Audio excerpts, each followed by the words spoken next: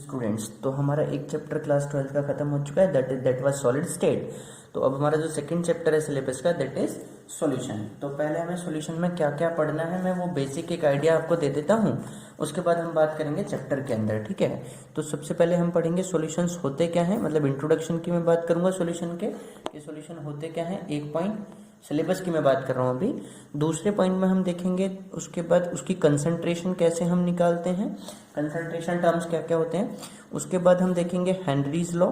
Henry's law is the most important point अब regarding the board examination. और Henry's law के बाद उसके एप्लीकेशन पे तो बात करेंगे, साथ में हम बात करेंगे राउट्स लॉ पे कि राउट्स लॉ क्या कहता है, ठीक है, राउट्स लॉ क्या होता है, इससे रिलेटेड टर्म्स होते हैं बहुत सारे, पार्शियल वेपर प्रेशर, वो सब हम जब बात करेंगे तो सारे पढ़ लेंगे हम।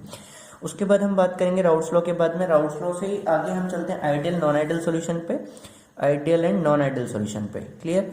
तो क्या होते हैं आइडियल नॉन आइडियल सॉल्यूशन, और इसी के साथ हम बात करेंगे एजियोट्रॉप्स की कि एजियोट्रॉपिक मिक्सचर क्या होते हैं, क्लियर। उसके बाद हम जाएंगे एजियोट्रॉप्स के बाद में कॉलिगेटिव प्रॉपर्टीज पे। कॉलिगेटिव प्रॉपर्टीज क्या होती हैं किसी भी सॉल्यूशन की, तो ये चार टाइप की हो सकती हैं कॉलिगेटिव प्रॉपर्टीज। कौन कौन सी होती हैं, रिलेटिव लोअरिंग वेपर प्रेशर होता है। उसके बाद हमारे पास आता है depression in freezing point, depression in freezing point. एक होता है elevation in boiling point, elevation in boiling point. और last one that is osmotic pressure. तो ऑस्मोटिक प्रेशर को हम रिप्रेजेंट करते हैं पाई से, ऑस्मोटिक प्रेशर। तो ये सब हम देखेंगे लास्ट में कॉलिगेटिव प्रॉपर्टी के बाद। और कॉलिगेटिव प्रॉपर्टी के बाद जब ये कॉलिगेटिव प्रॉपर्टी हम पढ़ लेते हैं तो हम पढ़ते हैं फिर abnormal molar mass. Abnormal molar mass क्या होता है और एबनॉर्मल मोलर मास होने की वजह से क्या प्रॉब्लम हमें आएंगे वो भी हम देखेंगे, और उनका हम सॉल्यूशन करेंगे किससे, वेंट ऑफ फैक्टर से, वेंट ऑफ फैक्टर से। वेंट ऑफ फैक्टर हम पढ़ेंगे, वेंट ऑफ फैक्टर को रिप्रेजेंट किया जाता है आई से। तो ये तो रहा मेरा सिलेबस कि मुझे सॉल्यूशन चैप्टर में क्या क्या पढ़ना है। तो आज की वीडियो में मैं बात करूंगा सॉल्यूशन क्या होते हैं। बेसिकली हम इंट्रोडक्शन पे बात कर रहे हैं आज की वीडियो में, सॉल्यूशन क्या होते हैं, और मैं एक दो बेसिक टर्मिनोलॉजी बताऊंगा रिलेटेड टू द कंसंट्रेशन, जो कि आपने पहले से ही क्लास 11th में या 10th में पढ़ रखी होती हैं, तो वो हम बात करेंगे। और क्या क्या टर्म्स होते हैं जो सॉल्यूशन में यूज किए जाते हैं, क्लियर। तो चलिए स्टार्ट करते हैं। मैं Amit Sharma from PGT chemistry from केंद्रीय विद्यालय डिब्रूगढ़, एक नई वीडियो के साथ। तो क्या है देख लेते हैं जरा हमारा टॉपिक आज का, वो मैंने आपको बता ही दिया है। तो सबसे पहले मैंने यहाँ लिखा है इंट्रोडक्शन। तो इंट्रोडक्शन में मैं आपको बता दूं कि जो सॉल्यूशन होता है वो क्या होता है, एक होमोजीनियस मिक्सचर होता है। मतलब मिक्सचर आपने पढ़े क्लास 9th में। होमोजीनियस मिक्सचर कैसे होते हैं, जिनको मिक्स करने पे वो through out the medium equally divided होते हैं, मतलब the substance is equally divided into the any other component through out the medium, तो वो बराबर मिक्स होगा, तब हम उसे बोलेंगे होमोजीनियस मिक्सचर। तो सॉल्यूशन जो होते हैं वो क्या होते हैं, होमोजीनियस मिक्सचर होते हैं। अगर मान लीजिए मैं आपसे कहूं मेरे पास एक कंपोनेंट है, इसमें मैंने कोई दूसरा कंपोनेंट मिलाया, तो ये बन गया होमोजीनियस मिक्सचर, तो ये सॉल्यूशन होगा। लेकिन ये सॉल्यूशन अब ये कितने कंपोनेंट से बना है, दो कंपोनेंट से बना है, इसलिए इस सॉल्यूशन का नाम हो जाएगा बाइनरी सॉल्यूशन। अगर ये 3 से बनेगा तो बोलेंगे ट्राइनरी सॉल्यूशन, 4 से बनेगा तो बोलेंगे क्वाटरनरी सॉल्यूशन। मतलब ऐसे नंबर ऑफ कंपोनेंट को सॉल्यूशन की डेफिनेशन भी हम बोल सकते हैं। तो देखिए यहाँ पे मैंने लिखा है a solution consisting of only two component is called binary solution. Similarly, it is called ternary and quaternary if it is composed of 3 and 4 components respectively. Clear है। अभी तक मैं एक वर्ड बोल रहा हूँ कंपोनेंट, लेकिन अब मैं इस टर्म को चेंज करूंगा और मैं वर्ड यूज करूंगा सॉल्यूट एंड सॉल्वेंट। तो मेरे पास जो सॉल्यूशन होता है उसको हम क्या बोलते हैं, when the solute is mixed with solvent then it will form a solution. अब बहुत सारे बच्चों के दिमाग में सवाल आ रहा होगा कि सर ये सॉल्यूट क्या है और सॉल्वेंट क्या है। तो आप एक से सिंपल समझ लीजिए कि जिस सब्सटेंस को आप मिक्स करने जा रहे हैं वो सॉल्यूट होता है, और जिस में मिक्स करने जा रहे हैं वो सॉल्वेंट होता है। क्या बोला मैंने, देखिए the substance which is dissolved और टेक्स इन स्मॉलर अमाउंट। ऐसे भी मैं बोल सकता हूं, या तो वो सब्सटेंस जो डिसॉल्व करना है और जो कम अमाउंट में लेंगे। सॉल्वेंट क्या होता है, जिस में मिलाया जाता है और वो ज्यादा अमाउंट में लिया जाता है। यहाँ पे एक और लाइन मैंने लिखी हुई है, the component having the same physical state as the solution is called solvent. मतलब आप ऐसे समझिए, मान लीजिए मैं एक एग्जांपल आपको दे रहा हूँ। यहाँ पे एक कंटेनर था, इस कंटेनर में जो है पानी मैंने लिया हुआ है, ठीक है, क्या लिया, वाटर लिया हुआ है। मैंने इसमें शुगर मिक्स कर दिया, शुगर कुछ अमाउंट में शुगर डाल दिया। अब 1 चम्मच शुगर डाला, 1 टेबल स्पून, ठीक है, 1 TBS। तो क्या बनेगा, इसको मिक्स करने के बाद एक सॉल्यूशन बनेगा, ये बन गया सॉल्यूशन। तो ये जो पानी है दैट इज सॉल्वेंट, क्योंकि ये ज्यादा अमाउंट में लिया है। चीनी को इसमें मिक्स करेंगे, मतलब ये हो गया सॉल्यूट, क्लियर। और ये बन गया सॉल्यूशन। तो देखिए इस सॉल्यूशन की जो स्टेट होगी, फिजिकल स्टेट, वो लगभग इस सॉल्वेंट जैसी होगी। तो वही बात मैंने यहाँ लिखी हुई है, the component having the same physical state as the solution, जैसी सॉल्यूशन की स्टेट होगी वैसी ही उसकी स्टेट होगी, तो हम उसे सॉल्वेंट कहते हैं। क्लियर है बात? चलिए आगे की बात कर लेते हैं। तो देखिए मैंने यहाँ पे एक एग्जांपल डायग्राम बना के रखा हुआ है, और ये मैंने एक बड़ा कंटेनर लिया और एक छोटा कंटेनर लिया। तो बताइए इसमें से कौन सा सॉल्यूट और कौन सा सॉल्वेंट है? ऑब्वियस सी बात है, सारे बच्चे सही आंसर कर रहे हैं। ये वाला जो होगा वो मैं सॉल्वेंट कंसीडर करूंगा, और ये वाला जो होगा वो क्या हो जाएगा? सॉल्यूट हो जाएगा। और इससे ये क्या बन जाएगा? ये बन जाएगा सॉल्यूशन। तो ये जो प्रोसेस होता है इसको हम क्या कहते हैं? डाई सॉल्यूशन कहते हैं। यहाँ पे मैंने लिखा हुआ है। तो solvent plus solute gives to solution. देखिए एक बहुत अच्छी बात है, बहुत सारे बच्चों के दिमाग में एक सवाल चल रहा होगा कि सर अगर आपने बोला अभी the component having the same physical state as the solution is called solvent, if both the components are in a liquid state then how can we decide the solvent? अगर दोनों ही लिक्विड हो जाएं तब हम कैसे डिसाइड करेंगे कि solvent कौन सा है? इसीलिए मैंने आपको बोला जो ज्यादा अमाउंट में लिया जाएगा दैट इज सॉल्वेंट, और जो कम अमाउंट में लिया जाएगा वो सॉल्यूट। तो यही बात देखिए मैंने यहाँ लिखी हुई है नोट करके, if both the liquids have same weight in solution it becomes difficult to differentiate between the solute and solvent. Clear है बात? चलिए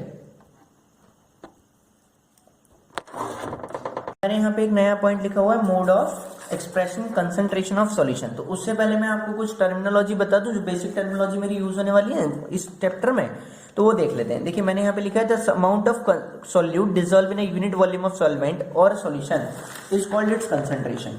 पहली बात तो ये कि कंसंट्रेशन होती क्या है? तो कंसंट्रेशन का मीनिंग होता है कि कोई भी लिक्विड में या किसी भी सॉल्वेंट में मैंने कितना सॉल्यूट मिला के रखा हुआ है, तो जितना सॉल्यूट मैंने मिलाया है वही उसकी कंसंट्रेशन हो जाएगी। मतलब in particular amount of solvent में कितना सॉल्यूट हमने मिलाया, that is known as concentration. अब अगर सॉल्यूट की अमाउंट ज्यादा है, आप ऐसे समझ लीजिए कि कोई भी जो कंटेनर था उसमें मैंने क्या किया है, सॉल्यूट थोड़ा ज्यादा लिया हुआ है, सॉल्वेंट थोड़ा, मतलब देखिए with respect to solvent solute हमेशा कम होगा, लेकिन फिर भी जैसे मान लीजिए मैं दो केस बना देता हूं आपके लिए। एक केस है, मान लीजिए ये कंटेनर में 100 ml है मेरे पास सॉल्वेंट, प्लस मैंने इसमें 10 ग्राम शुगर मिक्स किया, 10 ग्राम शुगर। क्लियर? और एक केस मैंने बनाया मेरे पास 100 ml वाटर है, 100 ml वाटर है, और इसमें मैंने मिलाया कितना? Only 1 gram sugar. तो देखिए इसके रिस्पेक्ट में ये वाले में शुगर ज्यादा है, इसमें कम शुगर है, और ऊपर वाले में जो है वो क्या है, शुगर थोड़ी ज्यादा है, क्योंकि इसमें 10 ग्राम मिलाई है हमने।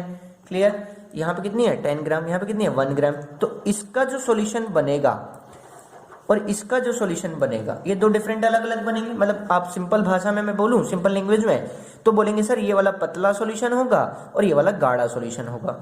तो इसको हम बोलते हैं कंसंट्रेटेड सॉल्यूशन और इसको हम बोलते हैं डाइल्यूट सॉल्यूशन। क्लियर है बात? डाइल्यूट और कंसंट्रेट समझ में आ गया। कंसंट्रेट मतलब amount of solute is more in the case of concentrated solution, and the amount of solute is lesser in the with respect to solvent is very lesser with respect to solvent is known as dilute solution.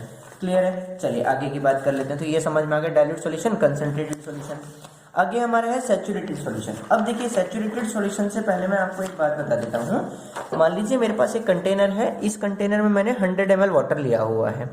अब 100 ml water लेने पे मैंने क्या किया, इसमें 10 gram sugar dissolve किया, mix किया, dissolve हो गया, फिर से मिलाया 10 ग्राम, वो भी डिसॉल्व हो गया। लेकिन जैसे ही मैं इसमें 20.1 ग्राम भी शुगर मिलाता हूँ तो वो डिसॉल्व नहीं होती है।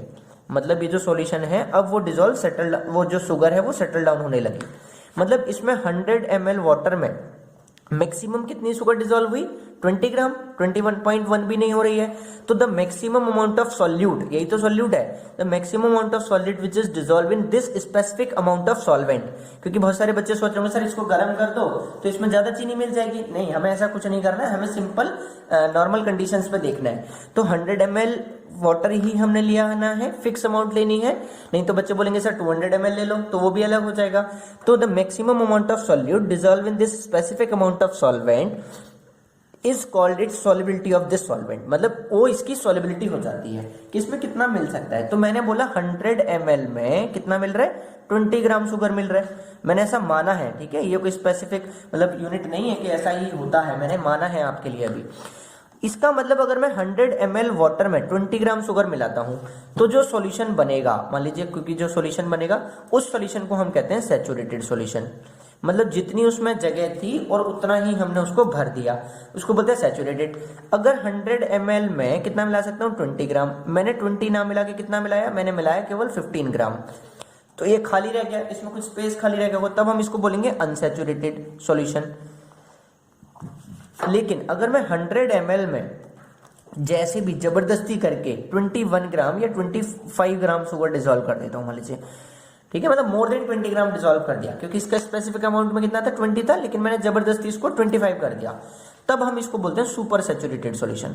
अब कुछ बच्चे सोच रहे होंगे सर अभी तो आप मना कर रहे थे कि इससे ज्यादा डिसॉल्व नहीं होगा, अब कैसे आपने डिसॉल्व कर दिया? तो आप ऐसे एग्जांपल समझ लीजिए, एक कंटेनर है और आपके पास आटा है, ठीक है, 10 kg का कंटेनर है, 10 kg आपके पास आटा है, अब 10 kg भर दिया तो मतलब सैचुरेटेड, अगर उसमें 9 kg भरा तो अनसैचुरेटेड। अगर मैं क्या करूंगा, मेरे को 10.5 kg आटा हो गया मान लीजिए, तो हम क्या करेंगे, उसको जबरदस्ती प्रेशर लगा के दबा के उसको भर देंगे, तब हम उसे बोलेंगे सुपर सैचुरेटेड सॉल्यूशन। क्लियर है? तो देख लेते हैं जरा ये एग्जांपल हमारे पास क्या है। देखिए ये कुछ डेफिनेशन जो मैंने अभी आपको समझाई वही मैंने डेफिनेशन लिखी हुई है। Saturated solution, super saturated solution, unsaturated solution and solubility. तो आई होप आपको ये सारे पॉइंट समझ में आ गए होंगे, तो मैं इनको अभी डिक्टेट नहीं कर रहा हूँ, आप यहाँ से लिख लेंगे डेफिनेशंस को और समझ लेंगे।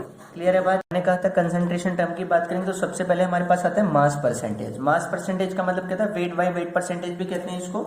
इसका मतलब क्या, आप सिंपल समझ लीजिए, अगर मेरे पास दो कंपोनेंट है ए एंड बी दो कंपोनेंट है, इसमें से एक सॉल्यूट होगा एक सॉल्वेंट होगा, तो जिसका भी मास परसेंटेज निकालना है, मतलब ए का निकालना है मान लीजिए मास परसेंटेज, तो ए को यहाँ रखेंगे, तो mass of component A, mass of component A upon mass of solution, ठीक है, मतलब mass of solution into 100। Weight by weight percentage में क्या होता है, मुझे मास ऑफ सॉल्यूट भी वेट में लेना होता है और वेट सॉल्यूशन का भी मास मुझे वेट में लेना होता है, ठीक है। तो ये मैंने फॉर्मूला लिखा हुआ, mass percentage of A mean mass of A upon mass of A plus mass of B into 100। अच्छा क्या मीनिंग है इसका, देखिए मैंने जैसे यहाँ लिखा है 5% वेट बाय वेट, इस बात का मतलब है कि 5% का मतलब है 5 ग्राम सॉल्यूट होगा, 5 ग्राम सॉल्यूट होगा कितने में, 100 ग्राम सॉल्यूशन में, 100 ग्राम सॉल्यूशन में। क्लियर है बात? 100 ग्राम सॉल्यूशन में कितना होगा 5 ग्राम, तो सॉल्वेंट कितना हो जाएगा 95 हो जाएगा, माइनस कर दूंगा मैं। क्लियर? अब देखिए अगला जो हमारा टर्म है वो बात मैंने यहाँ लिखी हुई है, अगला टर्म है वॉल्यूम बाय वॉल्यूम परसेंटेज। इसका मतलब ऊपर भी वॉल्यूम में लेना है, नीचे भी वॉल्यूम में लेना है, और नीचे वाली जो वैल्यू होगी वो हमेशा सॉल्यूशन की बात करेगी और ऊपर जो होगी वो किसी भी एक कंपोनेंट की। तो the volume of component per 100 parts by volume of the solution. If solution contains two liquid components A and B, then volume percentage of A is equals to volume of A upon volume of A plus volume of B into 100. Example देख लेते हैं। Example क्या है, 10% V by V solution है। इसका मतलब क्या है, इसका मतलब ये है बेटा 10 ml जो है सॉल्यूट होगा, 10 ml solute in 100 ml of solution. एक बात याद रखेंगे, डायरेक्टली यहां से क्वेश्चन नहीं पूछेगा पेपर में, लेकिन इसका यूज करके जरूर हमसे क्वेश्चन पूछेगा वो, ठीक है। तो आगे एक एग्जांपल और देख लेते हैं। लास्ट हमारा आज का जो पॉइंट है that is weight by volume percentage, मतलब यहाँ पे ऊपर हमें वेट में लेना होगा और नीचे वॉल्यूम में लेना होगा। तो आई होप आपको समझ आ रही होगी बात कि मैं क्या बोल रहा हूँ। मतलब ऊपर जो कंपोनेंट की वैल्यू लेनी है वो वेट में लेनी है, मतलब ग्राम में लेनी है, और नीचे वाली जो वैल्यू लेनी है वो ml में लेनी है, वॉल्यूम में लेनी है। तो वेट बाय वॉल्यूम क्या हो जाएगा, weight of solute upon volume of solution into 100। 5% का मतलब क्या हो जाएगा, 5% का मतलब हो जाएगा 5 gram of NaCl dissolve in 100 ml of solution. अब ये जो यूनिट है सर बच्चे सोच रहे होंगे सर इसको तो बहुत मुश्किल हो जाएगा, इसके लिए हम एक नया टर्म पढ़ते हैं दैट इज मोलैरिटी। तो मोलैरिटी क्या होती है, मोलैरिटी क्या होती है, ये हम बात करेंगे नेक्स्ट वीडियो में। तो यहाँ तक आप पढ़ लेंगे, कोई दिक्कत है तो मुझे बता देंगे, मतलब कमेंट करके मुझे बता देंगे कि सर ये हमें डाउट है, तो वो मैं आपको नेक्स्ट वीडियो में एक्सप्लेन कर दूंगा। यहाँ तक पढ़ लेंगे, कोई दिक्कत आएगी तो पूछ लेंगे, बाकी की बात नेक्स्ट वीडियो में आपको मिलेगी। Thank you so much.